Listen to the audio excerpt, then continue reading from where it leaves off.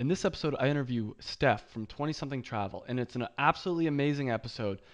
I did have some problems with my recording software, and I was only able to record the first half of our conversation because the software had some overlap in it. But it doesn't even matter because the first part is absolutely amazing. So here it is. Welcome to another episode of the How to Do Your 20s podcast, the show that's all about how to improve your life. And today we're going to talk about travel. And we're really honored to have an awesome guest today. We have Steph from 20 Something Travel. And I'm so excited for this podcast, I can't even tell you.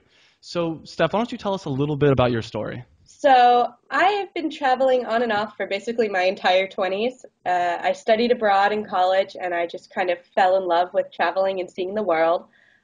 So when I was 26, I quit my full-time job, and I started traveling full-time and writing on my website, 20 Something Travel.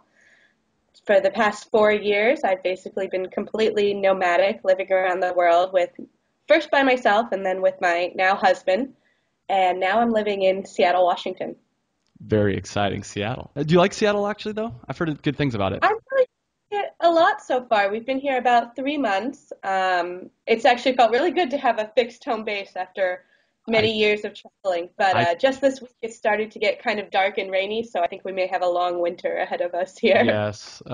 So when you still had like the full-time job, like 20 to 26, I assume you were still traveling a decent amount, or did it kind of take a I back was seat? actually right after I graduated from college, I went to London and I worked abroad in London for a year. Just had basically an office receptionist job. And then I came back to the US because I ran out of money and I just had a basic desk job, but I always knew I wanted to travel more. So I knew I was kind of just treading water, saving up money to do what I Mhm. wanted to do next. Gotcha. So why do you think it's important for 20 somethings to travel? I just think that your 20s are a really special time where you have less responsibilities, more energy, um, a bigger probably do later in life. And I think it's to really take advantage of those traits. This is a really good time to get out and see the world and do things you may not want to do 20 years from now. Absolutely. No, I 100% agree. So what are some things that you've learned from traveling? Oof, so many things. I imagine. Um, for me, the biggest thing is I've always been a very shy, introverted person, and travel has really forced me to push myself out of my comfort zone, particularly when I travel solo. I have to interact with people a lot more. I have to make friends, and I basically have to pretend I'm not an introvert. Hmm. And skills have really helped me a lot in business and just in life in general. How have you found there's certain ways that you can repeatedly like meet new people while you're traveling?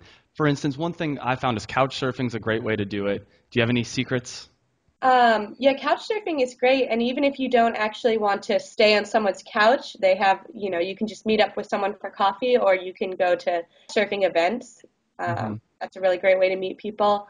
I found staying in hostels is obviously a really great way to meet other travelers, especially other solo travelers. The environment there is just so conducive to making instant friends. And I Absolutely. also use Twitter a lot, especially now because I have kind of a large Twitter following, but I'll often say, who's going to be in Hong Kong next week? Does anyone want to meet up for a drink? Really? So now you're able to actually meet up with your followers? Oh, yeah. I That's cool. Yeah, it's really fun actually. I've met people in the US, but all over the world really. Do you ever meet people that are just hardcore fans, like to the point where it's almost too much? No, I haven't had that experience, but my husband is also a travel blogger, and he's actually been recognized when we're out and about before. I've never Wow. been recognized, unfortunately. Maybe I'm too generic looking or something, but sometimes people will know who he is and they'll know his travel plans and stuff, and that's a little bit off-putting. That is so funny. So let's get into some of the how-tos. So what are some places, some different countries, different cities you'd recommend for people that aren't sure where they want to go and they know they want to travel. They're stuck in the US, they just quit their job, for instance, and they want to travel. Any recommendations? Well, I've heard Europe before described as a paddling pool for travel, and in a I way, agree. I think that's really true because when you visit Europe, you have everything. There's countries, and they're all different. You could really experience a lot in even a short amount of time. But at the same time, there is a really strong travel infrastructure set up there, so it's very easy Mhm. to get around. you can pretty much only speak English and get by very well. I do think, I cut my teeth on Europe, and I think it's a really great place, especially for people just starting out. I agree. Actually, that's what I tell a lot of Europeans is the reasons Americans are seem so much less cultured is because in Europe, it's really easy and fun to go to another country where it's completely different. Where in the States, I mean, you can go to Mexico, but it's kind of almost like Disneyland. It's so geared towards Americans that it's not really another culture. Where if you're in France, you go to Germany, completely different language, and it's really easy and cheap to do. So I feel like in Europe, they get a taste of travel at a young age. And it wasn't until I started traveling that geography made any sense to me. I didn't know where any countries were. I mean, when you're in the US, it's kind of like, it doesn't really, you don't really think a lot. Oh, where is France as compared to Germany? Then once you start traveling, it's like, oh, yeah, I know where all these countries are. I've read that Americans, we look at spaces differently. Like if something's a 5 hour drive in the U.S., that's like not a big deal. You could do that in a day. But if you live in the UK and something's a 5 hour drive, that's like really far. That's interesting. That's really interesting. So what about, as far as the money goes, would you recommend people save up a good chunk of money and then go start traveling or make money as they travel? Or, 'cause that's a big concern. So what I did is it took me about 2 years. I saved up $20,000 while working full time. I moved back in with my mom. I, ended up selling my car, kind of did everything I could do to save as much money as possible for travel. Even though I already Hmm. had my website and even though I was starting to make a little money off of advertisers, I knew that, I didn't want to be working full time, especially my first year on the road. I wanted to have the freedom to kind of experience the world and travel and spend a whole day on the beach and not have to worry about answering emails and things like that. So I definitely encourage people, whether you're thinking of starting a business or not, it really does help to have that financial cushion starting out. I agree. And so, did you buy a one-way ticket your first trip, I or did I you? bought a one-way ticket from Washington, D.C., where I'm from, to Tokyo. And Oh, wow. I had a whole plan in my head, and it ended up getting completely skewed. I didn't make it to half the places I thought I was going to do. I ended up going to China instead. I stayed there for 3 months, which had never even occurred to me when I was planning my trip. So I often do encourage people not to buy a round the world ticket or not to fully plan out their trip monetarily because you really, I think that the universe likes to laugh in your face when you make too many plans. Yeah, I agree. First trip, I bought a one-way ticket to my first big trip, I guess I should say, a one-way ticket to Lima, Peru, and part of me really liked that, but then also there's this part of me, I went without kind of plan, and I think if I were to do it again, I'd have an approximate plan and then be okay with changing it. And, buy buy tickets a week or two in advance as opposed to buy all my tickets months in advance. For me personally, I found that it's very hard to just kind of, float around and just wherever my heart desires. But that being said, I also think if you're going to be traveling, it's not always optimal, especially for a couple months, to plan out every Yeah. second of every And I day, think you can do I a think. hybrid of that. Like I knew I was going to be Yeah. in Australia for the months of October and November because I had a friend coming to meet me. And I knew, I had to be in Yeah. Bangkok by New Year's and that I was going to stay in Southeast Asia for 3 or 4 months. So I had that basic structure set up and then I was able to kind of be flexible within that. That's actually my preferred method now is have a couple things where it's like I need to do this. Otherwise, I find that there's too many variables in my ends, and like every day I'm thinking, well, like maybe I should do this or maybe I should do that. But there's at least a couple different fixed variables, it's like okay, I don't have a million options. I only have 1,000, so it's a little Yeah, bit and better, I some guess. countries, especially, And so if you need to get visas ahead of time and stuff, you have to factor that in as well. that's true, and I definitely recommend looking into that because that's bit me in the ass a number of times.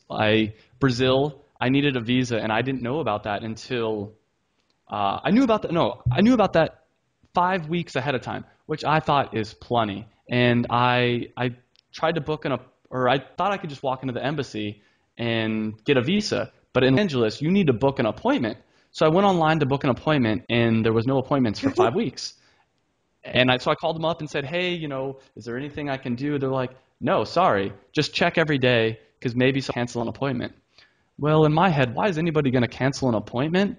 If you don't show up, there's no consequences. So I would just, they're like, I'm like, can I go down there and do anything? So I guess long story short, those kind of things, make sure you Definitely. plan out for sure. I know you have a whole post about how you make money now, and a lot of it's from the blog, but the other part is from freelance writing. And how do you get those freelance writing jobs? A lot been contacts I've made via travel blogging. A lot of travel companies that Mhm. are looking for freelance writers and stuff, they want to work with people they know. And since they know my blog and they know I can string a sentence together, they'll usually come to me. Mhm. Now that I've kind of been in the industry for 5 years, I've done a lot of working. So mostly it's been that way. Have you, like when you were first starting out, did you have to search for anybody or I not did, really? I definitely had an advantage starting 5 years ago, which is that there weren't as many travel bloggers out there as there are now. Now there's, you know, probably 10 times as Absolutely. many as there were in 2010. So it was a lot smaller pool. Yeah. I did go to a lot of travel blogger conferences like TBEX, which helped me make those connections. I've done a lot of networking. So some of the best places you'd recommend for 20 somethings other than Europe I think is Asia is great for travel. Southeast Asia obviously is kind of the big one people like to hit up, and I think Southeast Asia is wonderful. But I also really enjoy traveling through Japan and through China. Um, well, why Southeast Asia Southeast definitely Asia? has a very established tourism trail, and it does cater a lot to younger 20 Mhm. somethings. Particularly, there's a lot of Australians there, a lot of British people. Not you won't run into a lot of Americans. We don't generally make it over there, but there is a large community of travelers there. Which is kind of a reason to go in my opinion. I mean, every once in a while it's cool to meet Americans when you're traveling, but I didn't go halfway around the world or all the way around the world, whatever, to hang out with the same people I'd hang out True, with and in the United I also think States, it's you know. important to A lot of be an times ambassador in a way for U.S. travelers, since there aren't that many of us there to go and kind of explain that we exist and that we're not all fit a certain American stereotype. I think it's important for the U.S. to be represented over there. now I gotta ask, this happens to me a lot. I'll be traveling and I'll meet people from America who do fit that stereotype. Does that happen to you where you're just like, oh, you're making us I Americans look have, so but bad? I have also met a lot of Australians and English people and other nationalities that also fit that stereotype, which it's very annoying whoever it is, That's but true. it does strike me as a little unfair sometimes that the US gets slammed with this reputation when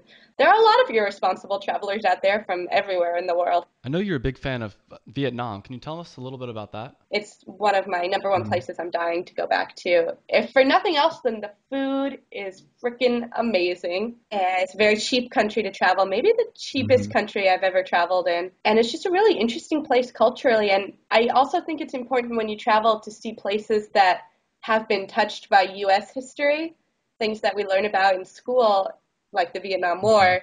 Very interesting to go over there and kind of see the other side of Mhm. it and how it actually played out over there. And there's a lot of stuff you don't learn about the US's involvement in world affairs that I do think is important for people to know. Really, what do they call the Vietnam War in Vietnam? They call it the American War, not the Vietnam War. Well, And okay.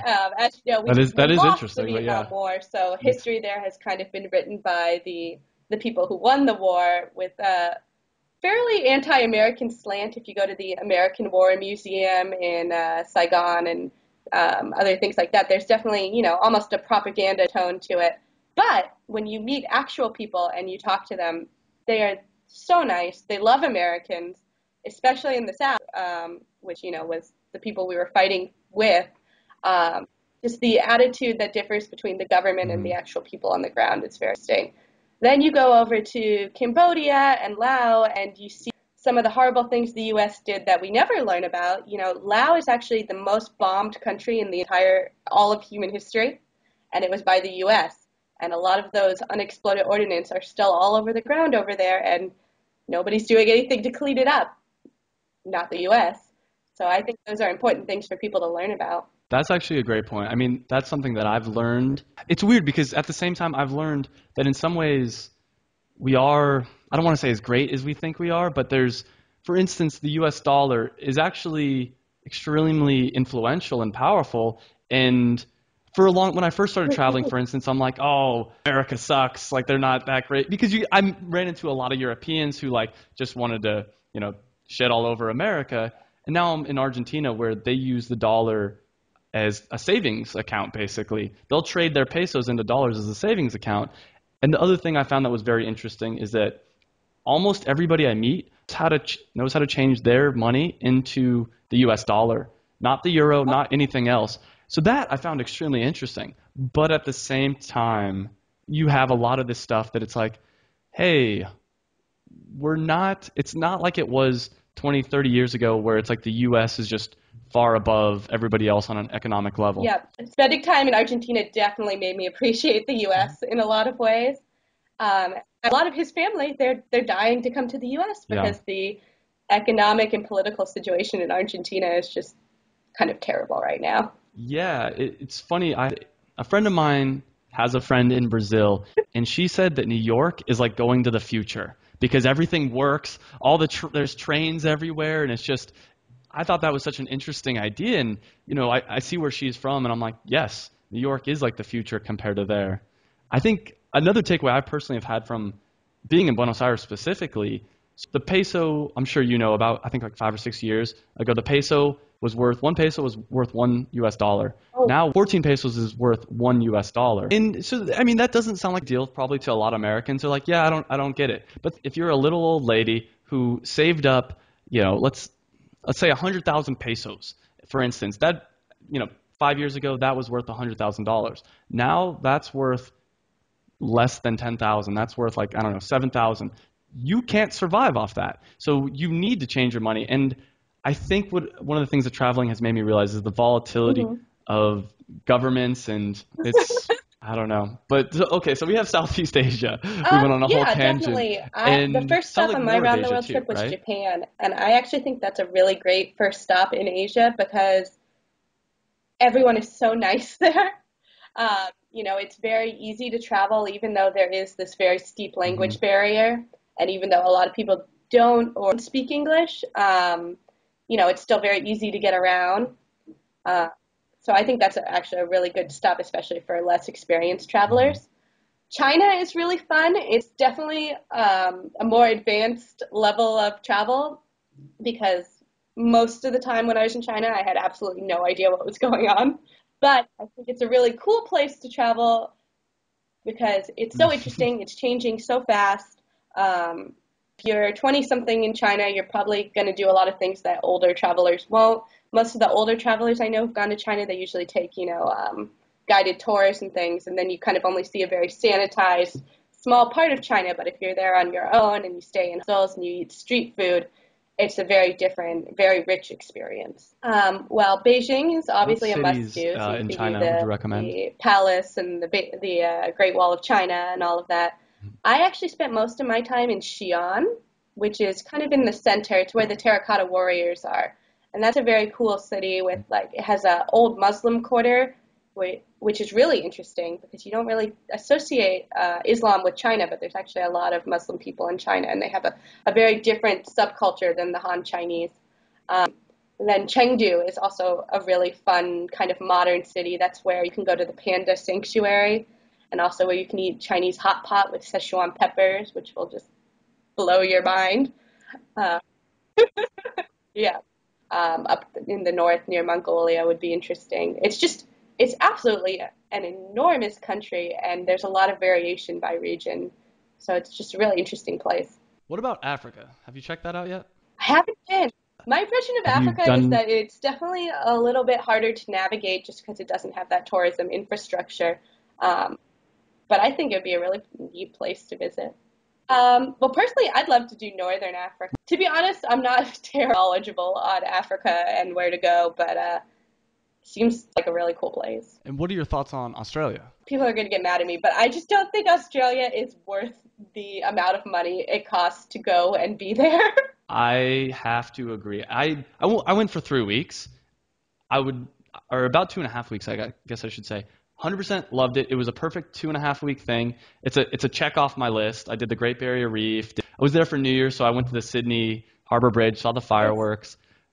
It's did very everything that I expensive, and wanted to do there, culturally, but it's I didn't find it that expensive. different from the It US is, or from the UK. yeah, Uh, and for me, that's I love going places with different cultures. So everyone was yeah. very nice. It has a ton of natural beauty, but I think I spent more in 2 months there than I did in 6 months in Asia. So, I almost feel like Australia is a place you could say if you were older and you had more expendable income. Yeah, I probably would agree. I went with my dad, and I think for him, he noticed the culture differences a lot more than I did because I've been to places like India and South America. So going to over there, I'm like, yeah, it's the same thing. Oh, their 7-Elevens are a little bit different, or there's more of them, like little things like that. But what about places that you've hated? Is there anywhere that you're just like, for instance, maybe a place that other people I seem to have to really say, like, but you're like, no, certain this isn't parts that of great. Thailand and Southeast Asia that are really popular with backpackers didn't really ring very true to me. Places like Koh Phi Phi, Vang Vieng, although I guess Vang Vieng is kind of shut down now, but places that are really big Hmm. backpacker party hubs.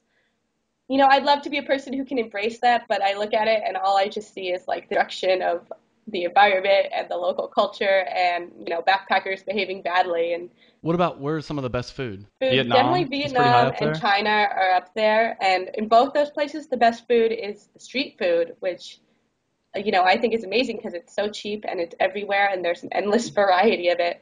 And, a lot of people are afraid of getting sick, but I think it's worth it even if you do get sick. It's so good.